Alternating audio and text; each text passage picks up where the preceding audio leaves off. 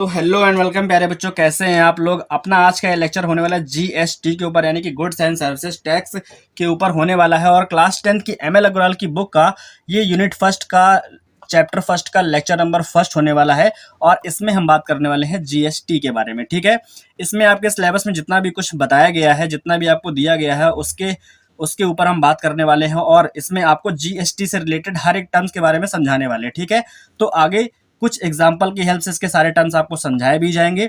और जीएसटी में जितना कुछ भी आपके सिलेबस में दिया गया है वो सब आपको बताया जाएगा इस वाले लेक्चर में। ठीक है, तो इस वाले लेक्चर को ध्यान से देखना और पूरा देखना। ठीक है, तो चलिए स्टार्ट करते हैं अपना जीएसटी का जो टॉपिक है। ठीक, और देखिए अब क्या है यहाँ पर जीएसटी होता क्या है। देखो जीएसटी क्या है, गुड्स, इसका फुल फॉर्म क्या है, इसका फुल फॉर्म है गुड्स एंड सर्विसेज टैक्स। ठीक है, गुड्स का मतलब है कोई भी सामान हो गया, सर्विसेज का मतलब है सर्विसेज। सर्विस का मतलब हो गया कि जैसे आपको कोई टीचर पढ़ा रहे हैं तो ये क्या है, एक सर्विस प्रोवाइड करना हो गया। कोई ट्यूशन टीचर आपको पढ़ाता है तो वो एक सर्विस प्रोवाइड हो गया, प्रोवाइडर हो गया। ठीक है, तो ये क्या है, ये एक तरीके की सर्विस प्रोवाइड करना हो गया। गुड्स, गुड्स का मतलब क्या है कि अगर आप शॉप से जाकर के कोई मतलब कि कोई भी प्रोडक्ट परचेज करके ले आते हैं, ठीक है, तो वो क्या हमारे पास वो एक गुड्स में आ जाएगा। ठीक है, तो गुड्स और सर्विसेज पे लगने वाले टैक्स को क्या बोलते हैं, जीएसटी बोला जाता है। ठीक है, अब जीएसटी होता क्या है, ये हमारा जो है गुड्स और सर्विसेज की सप्लाई पर लगाया गया एक इनडायरेक्ट टैक्स होता है। ठीक है, ये क्या है, एक इनडायरेक्ट टैक्स है। ठीक, अब देखो होता क्या है कि ये हमारा जो बेस्ड है, ठीक है, हमारा जो जीएसटी है वो किस प्रिंसिपल पर बेस्ड है, वो हमारा वन नेशन वन टैक्स पर बेस्ड है। ठीक है, आपके बोर्ड एग्जाम के पर्पज से यहाँ पर हर एक चीज को मेंशन किया गया है, कोई भी चीज छोड़ी नहीं गई है। ठीक है, जिससे आपको कहीं से भी अगर कोई क्वेश्चन आता है, कोई ऑब्जेक्टिव क्वेश्चन भी आता है तो आप उसका जवाब दे सको। ठीक है, तो जीएसटी हमारा किस प्रिंसिपल पर बेस्ड है, तो वो हमारा है वन नेशन वन टैक्स के प्रिंसिपल पर बेस्ड होता है। ठीक है, ये एक नेशन वाइड टैक्स है। कैसा है, ये एक नेशन वाइड टैक्स है। आप लोग को ध्यान रखना है कि ये क्या है, ये एक नेशन वाइड टैक्स है। ठीक है, और सेंट्रल और स्टेट गवर्नमेंट जो होती है, ठीक है, हमारे पास गवर्नमेंट जो है वो सेंट्रल गवर्नमेंट और स्टेट गवर्नमेंट दो पार्ट में डिवाइड होती है। ठीक है, स्टेट गवर्नमेंट जिस स्टेट में हम रहते हैं वो गवर्नमेंट, और सेंट्रल गवर्नमेंट जो है सभी स्टेट के लिए एक होती है। ठीक है, तो सेंट्रल गवर्नमेंट और स्टेट गवर्नमेंट के कई सारे टैक्सेस होते थे, तो उन सबको सबमर्ज करके, यानी कि उन सबको मिला करके एक टैक्स बनाया गया, एक टैक्स सिस्टम बनाया गया जिसको बोला गया है जीएसटी। ठीक है, ये क्या है, ये सबसम्स है ऑफ सेवरल टैक्सेस। ठीक है, यानी कि बहुत सारे इनडायरेक्ट टैक्सेस जो है सेंट्रल और स्टेट गवर्नमेंट के, उनका सबसम है एक हमारा जीएसटी। ठीक है, अब वो टैक्सेस भी आपके लिए हम यहाँ पर के लिख करके लाए हैं। देखो हमारे पास सेंट्रल गवर्नमेंट के कौन कौन से टैक्स हैं जो मर्ज होकर के जीएसटी के अंदर आ गए, वो आपके सामने यहाँ पर हैं। कौन कौन से हैं, सबसे पहला हमारा एक्साइज ड्यूटी हो गया, कस्टम ड्यूटी हो गया, सर्विस टैक्स हो गया, और सेंट्रल सेल्स टैक्स। ठीक है, ये सारे जो टैक्सेस हैं ये हमारे मर्ज होकर के जीएसटी में इंक्लूड हो गए। ये हमारे सेंट्रल गवर्नमेंट के टैक्सेस थे। ठीक है, और स्टेट गवर्नमेंट के कौन कौन से टैक्सेस है जो मर्ज होकर के जीएसटी के अंदर आ गए हैं, तो वो हमारे पास कई सारे हैं और इसमें कुछ मेंशन किए गए आपके लिए। ठीक है, पहला है हमारे पास ऑक्ट्रॉय एंड एंट्री टैक्स। ठीक है, दूसरा हमारे पास क्या है, वैल्यू एडेड टैक्स, जिसको वैट बोला जाता है। वैट के बारे में हो सकता है आपने कभी सुना भी हो। ठीक है, तो वैल्यू एडेड टैक्स ये होता है हमारा, स्टेट गवर्नमेंट टैक्स होता है ये। ठीक है, तीसरा है हमारे पास एंटरटेनमेंट टैक्स, और फिर है taxes on lottery and luxury tax. ठीक है, तो इस तरीके के कुछ टैक्सेस थे जिनको सबमर्ज करके सिर्फ एक यानी कि जीएसटी के अंदर ला दिया गया है, जिससे क्या हो गया, टैक्स सिस्टम जो है बहुत ही इजी हो गया है। ठीक है, तो ये हमारे पास था जीएसटी का कुछ बेसिक, जिसके बारे में आपको जानकारी होना बहुत ज़रूरी है। ठीक है, ये क्या है, ये हमारा एक इनडायरेक्ट लगने वाला टैक्स है, वो भी किस पर, गुड्स एंड सर्विसेज की सप्लाई पर लगने वाला टैक्स है। ठीक है, किस प्रिंसिपल पर बेस है, तो ये बेस है वन नेशन वन टैक्स के प्रिंसिपल पर बेस है जीएसटी। ठीक है, यहां तक आपको समझ में आ गया है। तो चलिए अब हम बात करते हैं जीएसटी के कुछ और टर्म्स के बारे में। ठीक है, वो हमारे पास क्या, वो यहाँ पर देखो ध्यान से। तो जीएसटी में सबसे पहला हमारे पास क्या है, ठीक, सबसे पहला हम यहाँ पर देखेंगे डीलर और ट्रेडर क्या होता है। ठीक है, क्योंकि अगर यही नहीं होगा तो हम टैक्स कौन पे करेगा, है ना। तो जीएसटी के अंदर सबसे पहले हम बात करने वाले हैं किसके बारे में, डीलर और ट्रेडर के बारे में। ठीक है, डीलर और ट्रेडर कौन होता है, ठीक, डीलर और ट्रेडर का मतलब है कि ये एक ऐसा पर्सन है जो क्या करता है, जो गुड्स एंड सर्विसेज को परचेज करता है। ठीक है, किस लिए परचेज करता है, फॉर रीसेल। ठीक है, किस लिए, फॉर रीसेल, यानी कि ये गुड्स एंड सर्विसेज को परचेस करता है रीसेल करने के लिए, ठीक है, और उस पर जो टैक्सेस अप्लाई होते हैं वो यही पे करते हैं, ठीक है। ये एक तरीके का टैक्स पेयर भी है, ठीक है। डीलर और ट्रेडर जो है वो कोई इंडिविजुअल पर्सन भी हो सकता है, कोई फर्म हो सकती है, कोई कंपनी हो सकती है, ठीक है। तो ये हमारा था डीलर और ट्रेडर के बारे में आपको बताना, ठीक है। डीलर का मतलब है कि कोई शॉपकीपर हो गया आपका, वो भी एक डीलर है, ठीक है। कोई ओनर हो गया, किसी किसी बड़ी शॉप का कोई ओनर हो गया, ठीक है। किसी कंपनी का कोई अगर ओनर है तो वो हमारे क्या, वो एक डीलर ही है, ठीक है। उसको हम एज अ डीलर ही यहाँ पर बताएंगे, ठीक। अब देखो, अब यहाँ पर दो अलग अलग चीजें आपको बताने जा रहे हैं। वो क्या है, वो हमारे पास जीएसटी के अंदर ही है। क्या है, इंट्रा स्टेट सेल्स और इंटर स्टेट सेल्स के बारे में, ठीक है। इंट्रा स्टेट और इंटर स्टेट का मतलब क्या होता है, देखो हम बात कर रहे हैं गुड्स एंड सर्विसेज की, ठीक है। यानी कि मतलब कि किसी भी सामान को खरीदना या बेचना, या फिर किसी भी सर्विस को खरीदना या बेचना, इसके बारे में बात हो रही है, ठीक है। तो यहाँ पर सबसे पहला है हमारे पास इंट्रा स्टेट सेल्स, ठीक। इसमें क्या होता है कि अगर हम किसी भी गुड्स और सर्विस को सेल कर रहे हैं, कहाँ पर, with in the same state, यानी कि एक ही स्टेट के अंदर हम सेल कर रहे हैं। फॉर एग्जांपल, अगर यूपी में रहने वाला कोई पर्सन है और मतलब कोई भी डीलर है और अपने वो गुड्स या फिर किसी भी सर्विस को यूपी के अंदर ही सेल कर रहा है, ठीक है, यानी कि इसी स्टेट के अंदर ही वो किसी भी जगह पर किसी भी कोने पर सेल करता है, देन उस टाइप की सेल को क्या बोला जाएगा, इंट्रा स्टेट सेल बोला जाएगा, ठीक है। और यही चीज लागू होती है किस पर, यूनियन टेरिटरी पर, ठीक है। अगर सेम यूनियन टेरिटरी में कोई डीलर है और सेम यूनियन टेरिटरी में ही वो उसको सेल कर रहा है किसी भी गुड्स या सर्विस को, देन वो किस टाइप की सर्विस होगी, वो हमारे पास सेल जो होगी वो क्या होगी, इंट्रा स्टेट सेल्स में आएगी, ठीक है। इंट्रा स्टेट सेल्स का मतलब है कि एक स्टेट की जो सेल है वो उसी स्टेट में ही होगी, यूपी की सेल यूपी में होगी, एमपी की एमपी में, कर्नाटक की कर्नाटक में, इस तरीके से, ठीक है। अब देखो, अब यहाँ पर हम बात करते हैं इंटर स्टेट सेल्स की। इंटर स्टेट सेल्स का मतलब क्या है, इंटर स्टेट सेल्स का मतलब है, आपके सामने लिखा भी हुआ है कि यहाँ पर गुड्स एंड सर्विसेज की जो सेल्स होगी, ठीक है, वो कहाँ होगी, आउटसाइड द स्टेट या फिर आउटसाइड द यूनियन टेरिटरी, ठीक है। इसका मतलब क्या है, इसका मतलब है कि इसमें अगर यूपी से सेल की जा सकती है किसी भी एनी अदर स्टेट में, ठीक है। फॉर एग्जांपल एमपी में कर सकते हैं, ठीक है, यूपी से पंजाब में, एमपी से पंजाब में, किसी भी दो स्टेट के अंदर, मतलब कि अपने स्टेट से बाहर के स्टेट में अगर कोई भी सेल करी जा रही है तो उसको क्या बोला जाएगा, इंटर स्टेट सेल्स बोला जाएगा, ठीक है। तो इंटर स्टेट और इंटर स्टेट में आपको डिफरेंस समझ में आ गया होगा आई थिंक, ठीक है। इंटर स्टेट क्या होता है, सेम स्टेट में, यानी कि एक ही स्टेट के अंदर सेल करना, उसको बोलेंगे इंटर स्टेट, और एक स्टेट से बाहर सेल करना, यानी कि दूसरे स्टेट में सेल करना, वो हमारे पास होता है इंटर स्टेट। ये आपको इसलिए बताया जा रहा है क्योंकि इन पर टैक्सेस अलग अलग तरीके से अप्लाई होते हैं, ठीक है। इंटर स्टेट पर टैक्सेस अलग तरीके से लगते हैं, इंटर स्टेट पर टैक्सेस अलग तरीके से लगते हैं, वो भी आपको आगे बताया जाएगा, ठीक है।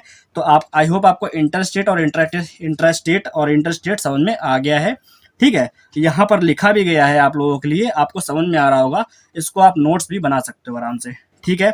अब यहाँ पर हम बात कर रहे हैं input GST and output GST के बारे में, ठीक है।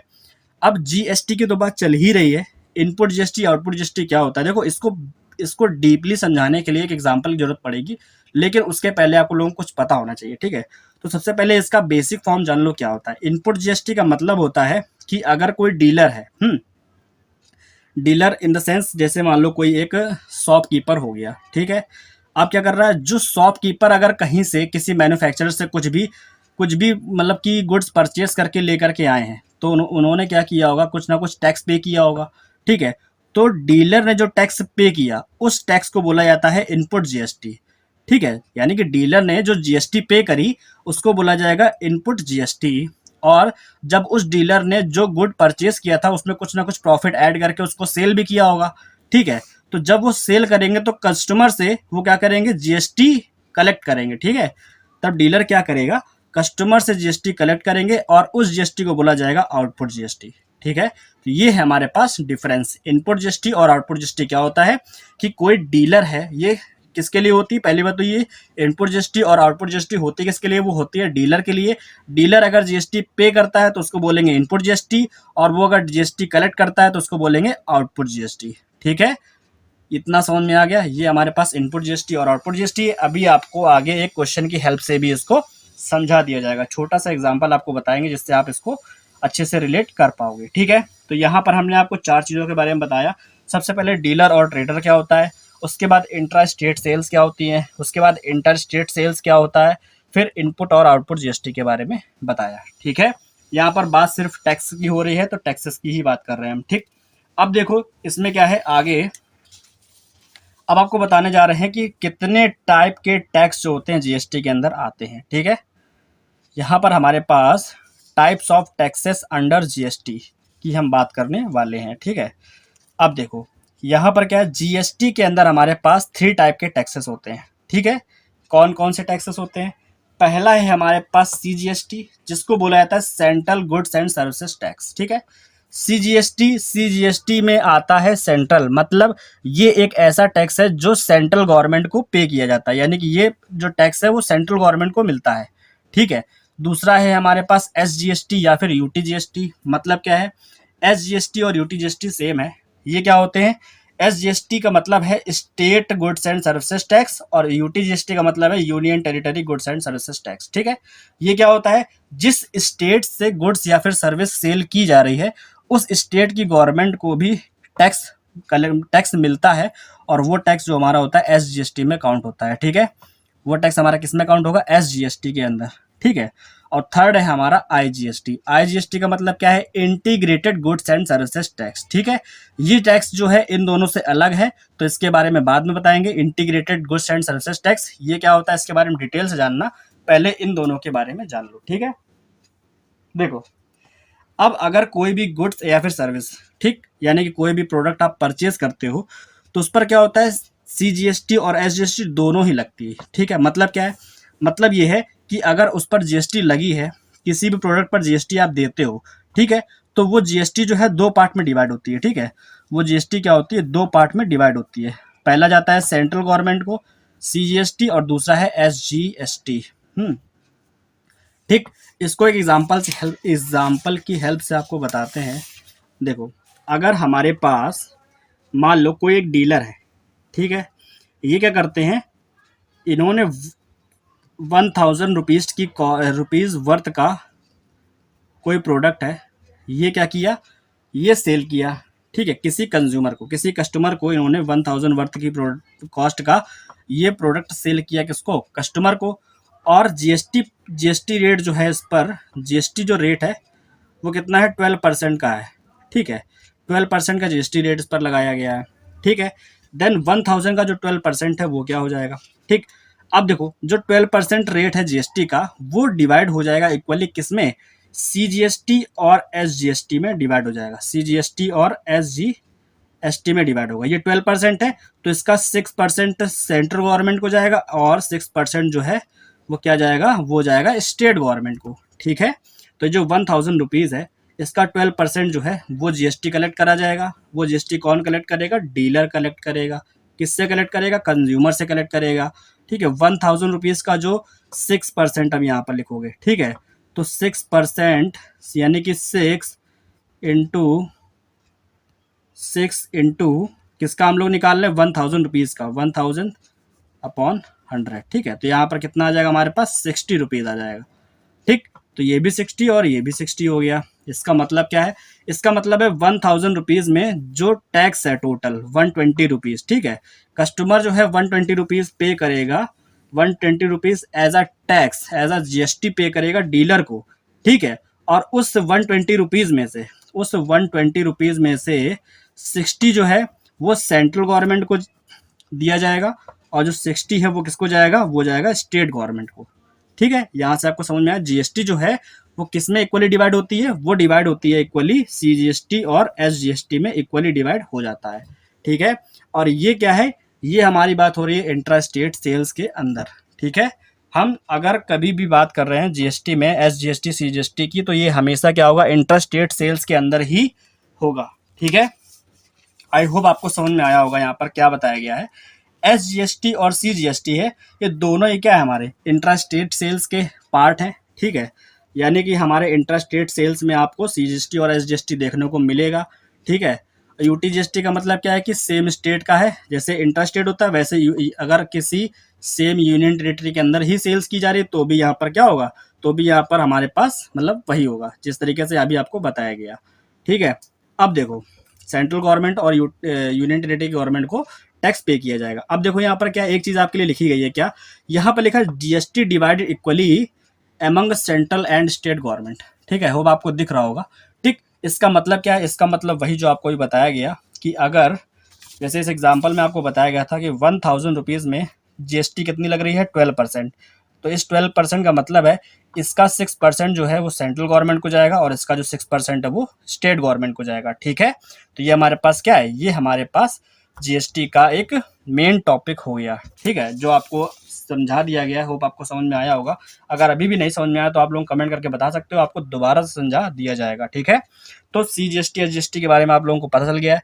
अब हम बात करेंगे आईजीएसटी के बारे में। ठीक है, सीजीएसटी और एसजीएसटी जो है वो किस सेल्स के अंदर आते हैं, वो आती है इंट्रा स्टेट सेल्स के अंदर। अब जो आईजीएसटी होता है हमारा, वो हमारा आता है इंटर स्टेट सेल्स के अंदर। ठीक है, सीजीएसटी एसजीएसटी हमारी कब लगेगी, ये हमारे टैक्सेस कब हमको देने होंगे, जब जब क्या होगा, हमारा एक ही स्टेट के अंदर सेल्स हो रही होगी, यानी कि गुड्स एंड सर्विसेज को सप्लाई किया जा रहा होगा। ठीक है, अगर एक स्टेट से बाहर, अपने स्टेट से बाहर सेल किया जाएगा तो हमारे तो कौन सा टैक्स अप्लाई किया जाएगा, तो यहाँ पर लगेगा आईजीएसटी। ठीक है, आईजीएसटी का मतलब क्या होता है, integrated goods and services tax. ठीक है, जो कि किसके अंदर आता है, ये आता है हमारा इंटर स्टेट सेल्स के अंदर आएगा। ठीक है, अब ये जो है आईजीएसटी इंटर स्टेट सेल्स के अंदर आता है, इसका मतलब क्या है, इसका मतलब है कि अगर अपने इंडिया से बाहर कुछ एक्सपोर्ट कर रहे हो या फिर इंडिया के बाहर से कुछ इंपोर्ट कर रहे हो तो उस पर भी यही टैक्स लगता है, आईजीएसटी। ठीक है, और आईजीएसटी का मतलब क्या है, आईजीएसटी जो होता है ये पूरा का पूरा टैक्स, यानी कि इसमें पूरा जो टैक्स होगा वो पूरा का पूरा सेंट्रल गवर्नमेंट को जाता है। ठीक है, अब देखो इसको एक एग्जांपल की हेल्प से समझते हैं। ठीक है, कैसे, हम बात कर रहे हैं आईजीएसटी की, और आईजीएसटी कब अप्लाई किया जाता है, आईजीएसटी हमारा जो है अप्लाई किया जाएगा इंटर स्टेट सेल्स पर। ठीक है, इंटर स्टेट सेल्स पर, यानी कि हमारे पास जो स्टेट होगा वो अलग अलग होगा। ठीक है, फॉर एग्जाम्पल एक डीलर है एमपी में। ठीक है, एमपी यानी कि मध्य प्रदेश का कोई डीलर 1 है जो कि एक 50,000 वर्थ रुपीज का गुड्स, कोई गुड्स है उसको सेल कर रहा है डीलर 2 को जो कि यूपी में है। ठीक है, अब यहाँ पर क्या हो गया, इंटर स्टेट सेल्स हो गई। क्यों, क्योंकि एमपी का एक डीलर है यूपी के दूसरे डीलर को सेल कर रहा है 50,000 रुपीज वर्थ का कोई गुड्स, और इस पर जो जीएसटी रेट है, ठीक है, जीएसटी रेट का जो परसेंटेज है वो क्या है, 18%। ठीक है, तो डीलर 1 जो है वो डीलर 2 से कितना जीएसटी कलेक्ट करेगा, देन यहाँ पर जो जीएसटी कलेक्ट किया जाएगा डीलर 1 के थ्रू वो यहाँ पर आएगा 50,000 का 18%। ठीक है, तो ये कितना हो जाएगा, ये हमारे पास हो जाएगा 9,000 रुपीज़। ठीक है, अब क्योंकि ये इंट्रा स्टेट सेल्स नहीं है, ये है इंटर स्टेट सेल्स, सो यहाँ पर जो 9,000 रुपीज़ है it will goes to the IGST. इट मीन्स ये हमारे जो है ये आईजीएसटी के अंदर आएगा, और ये किसको जाएगा, it will go to the central government. ठीक है, किसको मिलेगा, ये सेंट्रल गवर्नमेंट को मिलेगा। ठीक है, तो यहाँ पर जो 9,000 रुपीज़ है ये क्या है, ये हमारे पास आईजीएसटी है। ये कौन सा टैक्स है, ये हमारे पास integrated goods and services tax है। क्यों है ये, क्योंकि ये हमारे पास क्या है, एक स्टेट से दूसरे स्टेट में सेल्स करी जा रही है, तो इसमें सीजीएसटी एसजीएसटी नहीं लगता है, इसमें आईजीएसटी लगता है। और ये पूरा का पूरा क्या होता है, ये पूरा का पूरा किसको मिलता है, सेंट्रल गवर्नमेंट को मिलता है। उसके बाद में स्टेट गवर्नमेंट को उसका हिस्सा मिल जाता है। ठीक है, वो हमको कैलकुलेट नहीं करना होता है। ठीक है, आईजीएसटी जो है वो क्या होता है, वो पूरा का पूरा सेंट्रल गवर्नमेंट को ही मिलता है। ठीक है, तो होप आपको समझ में आ गया होगा आईजीएसटी क्या होता है। तो ज़्यादातर आपको जो क्वेश्चन मिलेंगे आपकी बुक में वो सारे के सारे, मतलब ज़्यादातर आपको क्वेश्चन जो है वो इंट्रा स्टेट सेल्स के ही मिलने वाले हैं। ठीक है, यानी कि जो सेल्स होगी गुड्स एंड सर्विसेज की वो आपको सेम स्टेट में ही मिलेगी। और कभी अगर मान लो बाई चांस कोई क्वेश्चन आता है इंटर स्टेट सेल्स का, तो उसमें आप आईजीएसटी कैलकुलेट करोगे। ठीक है, और आईजीएसटी के बारे में आपको बता दिया गया है कि आईजीएसटी कब अप्लाई किया जाएगा, जब आपकी सेल्स इंटर स्टेट होंगी और क्या, जब इंडिया में कोई भी प्रोडक्ट आप बाहर से इंपोर्ट करते हो, ठीक है, यानी कि किसी अदर कंट्री से इंडिया में इंपोर्ट करते हो, तब भी आपको आईजीएसटी ही पे करना होगा। और अगर आप कोई प्रोडक्ट एक्सपोर्ट करते हो देन आप तब भी क्या करोगे, आईजीएसटी ही मतलब कलेक्ट करोगे, ठीक है। तो जो भी करना है आपको आईजीएसटी में करना होगा। अगर आप कुछ भी इंपोर्ट एक्सपोर्ट करते हो तो वहां पर कौन सा टैक्स अप्लाई होगा, वहां पर टैक्स अप्लाई होगा आईजीएसटी, ठीक है। और ये क्या होता है, किसको मिलता है, सेंट्रल गवर्नमेंट को, ठीक है। तो आप लोगों के लिए इस तरीके से लिखा गया है कि आप लोग इससे अपने नोट्स भी बना सकते हो। और अब हम चलते हैं इसके आगे, देखते हैं अब हमें क्या समझना है, ठीक है। तो अब हमारे पास क्या है, अभी तक हमने आपको जो बताया है, ठीक, वो क्या था हमारे पास, वो हमारे पास था इंटर स्टेट सेल्स और इंट्रा स्टेट सेल्स, ठीक है। Intra state sales and inter state sales, ठीक है। इंट्रा स्टेट सेल्स और इंटर स्टेट सेल्स में आपको देखो, इंट्रा स्टेट सेल्स का एक एग्जांपल और देख लो, ठीक है। फॉर एग्जांपल कि एमपी का कोई एक डीलर, ठीक है, एमपी में ही किसी दूसरे डीलर को, ठीक है, ये डीलर ए है, ये डीलर बी है, ठीक है, ये इसको 3000 रुपीज़ वर्थ का कोई प्रोडक्ट सेल कर रहे हैं, ठीक है, 3000 वर्थ रुपीज़ का कोई प्रोडक्ट सेल कर रहे हैं। इस पर जीएसटी रेट जो है वो 12% का है, ठीक है। देन जो डीलर बी है, ठीक है, ये इनको कितना जीएसटी पे करेंगे, ठीक है, यानी कि इनको कितना जीएसटी सेंट्रल गवर्नमेंट और कितना जीएसटी ये स्टेट गवर्नमेंट को पे करेंगे, वो देखो, ठीक है, मतलब ये इनको देंगे और यहाँ से पे किया जाएगा, ठीक है। देन क्या होगा, देखो 3000, अब यहाँ पर जीएसटी रेट कितना है, 12% है। एमपी से एमपी में ही सेल किया जा रहा है, इसका मतलब ये इंट्रा स्टेट सेल्स है। इंट्रा स्टेट सेल्स है, इसका मतलब क्या है, जो जीएसटी है वो कंप्राइज होगा किसमें, वो कंप्राइज होगा CGST as 6% and SGST as 6%, ठीक है। तो जो 3000 है उसका 6% किसको जाएगा, सीजीएसटी यानी कि सेंट्रल गवर्नमेंट को मिलेगा, और इसका 6% है वो किसको मिलेगा, स्टेट गवर्नमेंट को, ठीक है। तो ये जीएसटी कौन कलेक्ट करेगा, ये कलेक्ट करेंगे डीलर ए डीलर बी से, ठीक है। तो जब इसका निकालोगे यहाँ से तो कितना आ जाएगा, यहाँ पर 180 रुपीज़, ठीक है। तो ये जो 180 रुपीज़ है, ये क्या है हमारे पास, 180 रुपीज़ जो है वो सीजीएसटी के तौर पर सेंट्रल गवर्नमेंट कलेक्ट करेगी, और जो ये बाकी का 180 रुपीज़ है ये कौन कलेक्ट करेगा, स्टेट गवर्नमेंट, ठीक है, स्टेट गवर्नमेंट कलेक्ट करेगी। लेकिन ये जो 360 है टोटल, इन दोनों को मिला करके 360 रुपीज़ है। ये जो 360 है ना, ये डीलर बी पे करेंगे डीलर ए को, ठीक है। ये क्या करेंगे, इतना जीएसटी ये इनको पे करेंगे, ठीक है। समझ में आ गया मेरे ख्याल से। अगर आप लोगों को अभी भी कोई डाउट हो तो आप लोग बता सकते हो इंट्रा स्टेट सेल्स के बारे में। इंट्रा स्टेट सेल्स में क्या होता है कि यहाँ पर सीजीएसटी और एसजीएसटी दोनों काउंट करने होते हैं। यहाँ पर ये पूरा डीलर बी डीलर ए को देंगे, ठीक है। ये क्या है, एज अ टैक्स, ठीक है। तो यहाँ समझ गया ना, तो ये टोटल जो टैक्स है वो 360 है, क्योंकि 12% था, 12% का 6 से 6% दोनों में इक्वली डिवाइड होता है ना। अब देखो, अब इसके बाद हम क्या कर रहे हैं, अब इसके बाद हमने इंटर स्टेट सेल्स के बारे में बताया आपको। इंटर स्टेट सेल्स में भी आपको एक अच्छा सा एग्जांपल भी बताया था, ठीक है, होप आपको याद होगा। अब देखो, अब हम चलते हैं किस पर, इसके बेनिफिट्स पर, ठीक है, यानी कि जीएसटी जो है हमारा, उसके क्या क्या बेनिफिट्स हैं, ठीक है, और उससे क्या क्या एडवांटेज मिली। देखो, एडवांटेज और ऑब्जेक्टिव्स ऑफ जीएसटी, ठीक है, यानी कि अब हम बात करने वाले हैं जीएसटी से मिलने वाले बेनिफिट्स की, ठीक। अब देखो क्या है इसका मतलब, टारगेट क्या है जीएसटी का, है ना। देखो, सबसे पहले तो इसके बारे में हमको जो आपके सिलेबस में दिया गया वो इतना ही है ना। क्या क्या बताया गया, सबसे पहले तो, सबसे पहले जीएसटी की वजह से बिजनेस करना आसान हो गया है, ठीक है, ईज ऑफ डूइंग बिजनेसेस, ठीक है। और दूसरा क्या है, रिड्यूस टैक्स एवेशन। एवेशन का मतलब क्या है कि जो टैक्स में चोरी होती थी वो कम हुई है, ठीक है, और इससे टैक्स सिस्टम जो है वो इम्प्रूव हो गया है, ठीक है। ये तीनों बेनिफिट्स आपके बुक में दिए गए हैं, ठीक। कैसे, देखो, जो सेंट्रल और स्टेट गवर्नमेंट का जो टैक्स एडमिनिस्ट्रेशन है, ठीक है, वो हार्मोनाइज हुआ है। हार्मोनाइज का मतलब क्या होता है, मतलब इसमें तालमेल बन गया है, ठीक है। पहले क्या था, सेंट्रल गवर्नमेंट और स्टेट गवर्नमेंट के अलग अलग टाइप के टैक्सेस होते थे, ठीक है, जिससे बिजनेस करने वालों को काफ़ी सारे टैक्स पे करने पड़ते थे और उसमें क्या करता, बहुत सारी कठिनाइयाँ आती थी, ठीक है।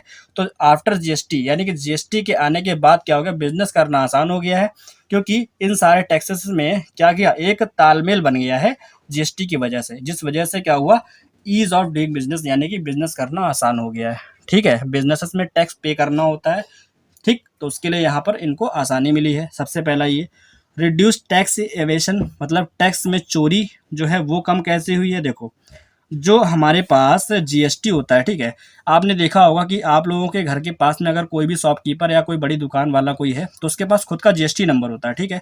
जीएसटी नंबर का मतलब क्या है, इसका मतलब ये है कि हर एक टैक्स पेयर को क्या करना पड़ता है, रजिस्टर करना पड़ता है। किसके अंदर रजिस्टर करना पड़ता है, अंडर जीएसटी, ठीक है। एवरी टैक्स पेयर को अंडर जीएसटी के अंदर रजिस्टर करना पड़ता है, जिससे उनको खुद का जीएसटी नंबर मिलता है, ठीक है। और जीएसटी जो है उसमें क्या है, एक ई कंप्लायंस मैकेनिज्म है, ठीक है। ये क्या है, एक ई कंप्लायंस मैकेनिज्म है, ठीक। इसमें क्या होता है कि हर एक परचेज और हर एक सेल्स पर आपको जीएसटी रिटर्न फाइल करना पड़ता है, ठीक है। यानी कि पहली बात तो ये कि ये एक ई कंप्लायंस मैकेनिज्म है। दूसरा क्या है, दूसरा ये है कि हर एक टैक्स पेयर अंडर जीएसटी के रजिस्टर्ड होगा, ठीक है। इस वजह से उसको टैक्स पे ही करना होगा, ठीक है।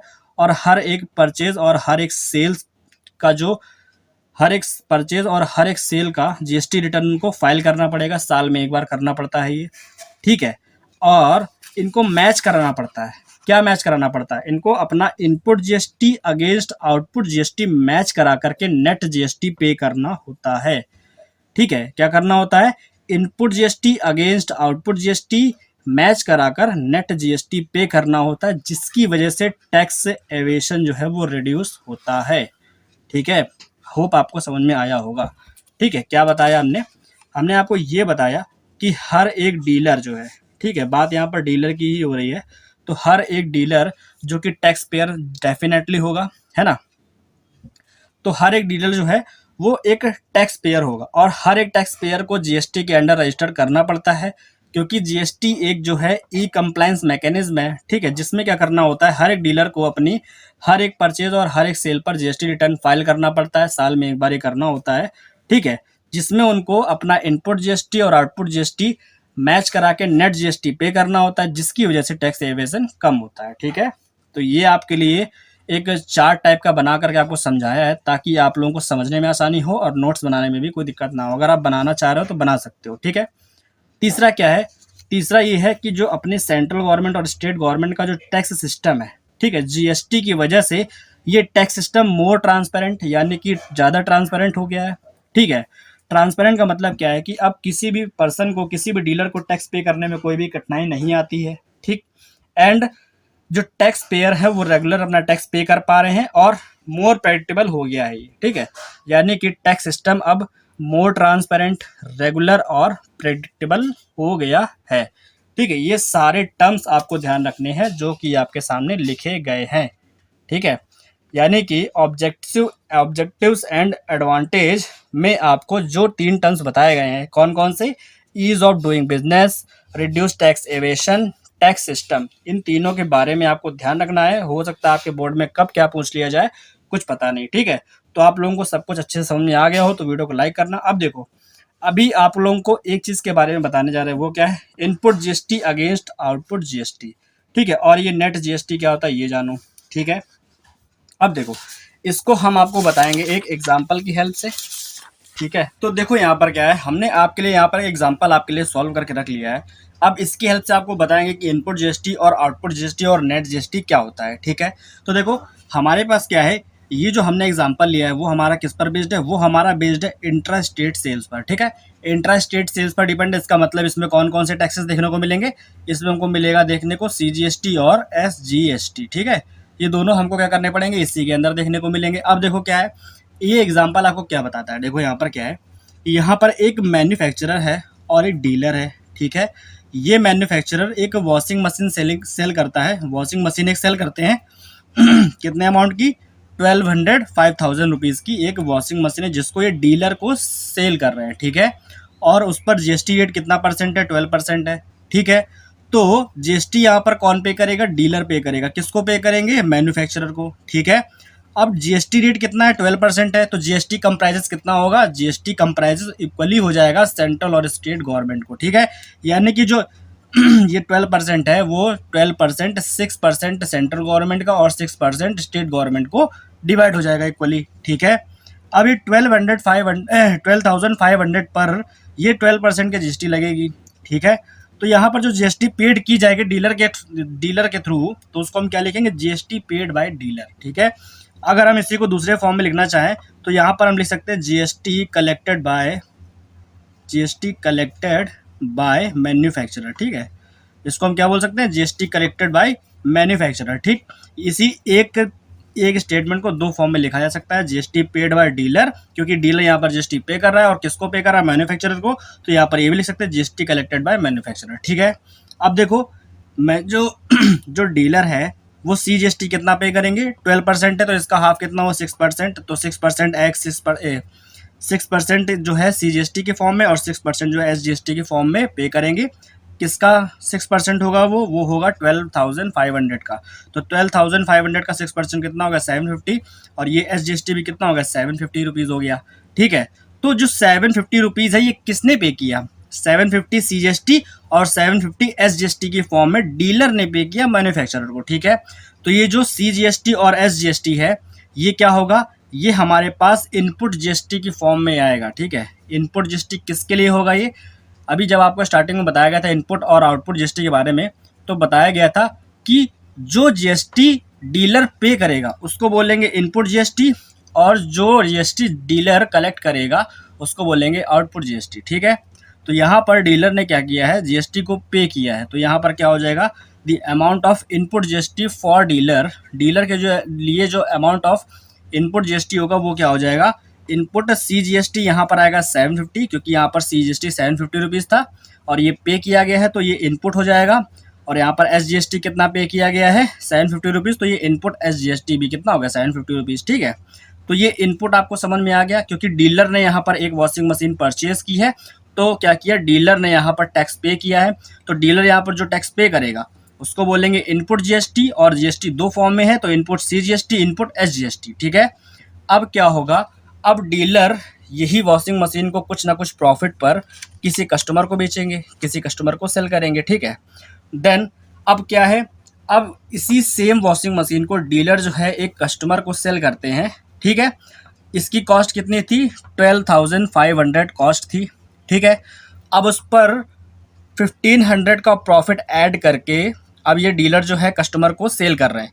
जब इस 12,500 पर 1500 का प्रॉफिट ऐड कर दोगे तो इसका अमाउंट कितना हो जाएगा? तब ये वॉशिंग मशीन हो जाएगी 14,000 रुपीज़ की, ठीक है।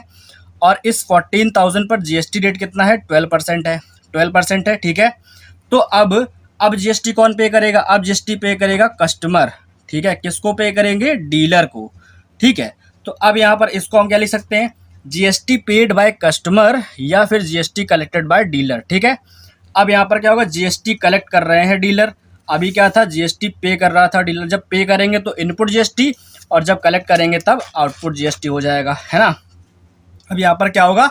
जो जीएसटी पे किया जाएगा वो उसको हम काउंट करेंगे आउटपुट जीएसटी की फॉर्म में, ठीक है। तो अब 12,500 का जो 6% है वो सीजीएसटी की फॉर्म में जाएगा सेंट्रल गवर्नमेंट को, और एसजीएसटी की फॉर्म में जाएगा स्टेट गवर्नमेंट को, ठीक है। तो ये जो सीजीएसटी ऑफ 6% किसका है? 14,000 रुपीज़ का। क्यों? क्योंकि अब ये डीलर जो है वो वॉशिंग मशीन कस्टमर को सेल कर रहे हैं इस रेट पर, तो इसी रेट पर ही टैक्स जो है अप्लाई किया जाएगा, ठीक है। क्योंकि जीएसटी रेट 12% है, इसलिए इसका हाफ जो है 6% सीजीएसटी की फॉर्म में, 6% एसजीएसटी की फॉर्म में अप्लाई होगा इस वाले रेट पर, ठीक है। तो क्या किया गया है? 6% जो है सीजीएसटी 14,000 पर लगाया गया है। तो 14,000 यहाँ पर कितना हमारे पास? 14,000 का जो 6% है वो हो गया 840 रुपीज़, ठीक है। तो ये हो गया सीजीएसटी 840 रुपीज़ और एसजीएसटी कितना हो गया? 840 रुपीज़। जब दोनों को ऐड कर दोगे तो हो जाएगा 1680, ठीक है। यानी कि कस्टमर जो है वो कितने रुपए पे करेगा? 14,000 प्लस 1680, इतने रुपीज़ क्या करेगा, ये कस्टमर पे करेंगे डीलर को, ठीक है। और डीलर के लिए यहाँ पर जो CGST और SGST है ये किस फॉर्म में कलेक्ट किया गया है, ये कलेक्ट किया गया है आउटपुट GST की फॉर्म में, ठीक है। तो यहाँ पर the amount of output GST for dealer, dealer के आउटपुट GST क्या हो गया, तो यहाँ पर आउटपुट CGST जो है वो आ गया 840 रुपीज़, और आउटपुट जो SGST है वो कितना आ गया, 840 रुपीज़ आ गया, ठीक है। तो ये हमारे पास क्या है, डीलर के लिए इनपुट GST ये है और आउटपुट GST ये है, आपके सामने है, ठीक है। देखो अब इनपुट GST और आउटपुट GST के बारे में आप जान गए हैं, क्या है कि अगर कोई डीलर पे करता है GST, ठीक है, तो उसको क्या बोलेंगे, इनपुट GST। अगर डीलर कलेक्ट करता है GST देन उसको बोलेंगे आउटपुट GST। अब नेट GST क्या होता है, तो नेट GST जो होता है वो होता है आउटपुट माइनस इनपुट, ठीक है, आउटपुट माइनस इनपुट। तो अगर कहा जाए GST paid by dealer to the central government, then हम क्या करेंगे, हम CGST का जो है कैलकुलेशन करेंगे, ठीक है। यानी कि CGST paid by dealer is equal output CGST minus input CGST करेंगे। तो आउटपुट CGST कितना है, यहाँ पर 840 रुपीज़ है, और यहाँ पर जो इनपुट CGST है वो कितना है, 750 रुपीज़ है। दोनों को सब्ट्रैक्ट कर दोगे, यहाँ पर आ जाएगा 90 रुपीज़, ठीक है। यानी कि डीलर ने सेंट्रल गवर्नमेंट को कितना GST पे किया है, वो है 90 रुपीज़, ठीक है। क्यों, क्योंकि यहाँ पर आउटपुट माइनस इनपुट करने के बाद में जो अमाउंट आता है वो GST के फॉर्म में पे किया जाता है, ठीक है। होप आपको समझ में आया होगा कि इनपुट GST और आउटपुट GST क्या होता है, ठीक है। अगर यहीं पर GST paid by dealer to the state government की अगर बात करते हैं, तो यहाँ पर हम क्या करते, यहाँ पर आउटपुट SGST से इनपुट SGST को सब्ट्रैक्ट करते, और तब जो नेट GST निकलता वो हमारे पास वो भी 90 रुपीज़ ही आता, और ये जाता स्टेट गवर्नमेंट को, ठीक है, जो कि SGST की फॉर्म में आता है, ठीक है। तो होप आपको अब ये इनपुट GST और आउटपुट GST के बारे में समझ में आ गया होगा। इसको सॉल्व इसलिए नहीं किया, पहले से सॉल्व करके रख लिया है ताकि आपको समझाने में ज़्यादा समय ना लगे, लेक्चर ऑलरेडी ही लंबा हो चुका है, ठीक है। तो आज के इस लेक्चर में जितना आपको समझाया गया होप आपको समझ में आया होगा, ठीक है। चलिए मिलते हैं नेक्स्ट लेक्चर में इसके नए क्वेश्चन के साथ में, तब तक के लिए गुड बाय, टेक केयर, मौज करो, जय हिंद जय भारत।